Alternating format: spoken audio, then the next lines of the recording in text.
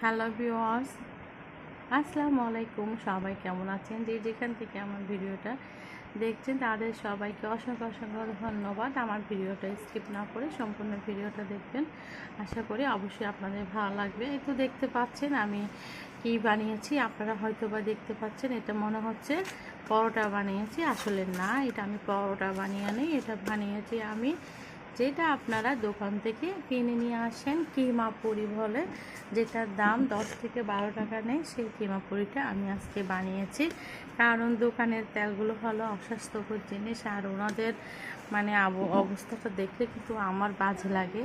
তাই আমি নিজে থেকে বাসায় স্বাস্থ্যকরভাবে এটা বানিয়ে নিয়েছি। আজকে বিকালের নাস্তা হিসাবে আমি এটা খাবো, সেটা আপনাদের সাথে একটু শেয়ার করতেছি। এই তো দেখতে পাচ্ছেন আমি এখানে চা বানিয়ে নিয়েছি, চা দিয়ে এগুলো কিমা করে খাবো। এই তো আমি একটু আপনাদেরকে ছিঁড়ে দেখাচ্ছি কিমা পুরিটি কীরকম হয়েছে। আসলে এই তো দেখতে পাচ্ছেন আমি এখানের মধ্যে ডাল দিয়েছি। ডালটা আমি আগে থেকে ভালো করে রান্না করে ফ্রাই করে দিয়েছি, অনেক সুন্দর।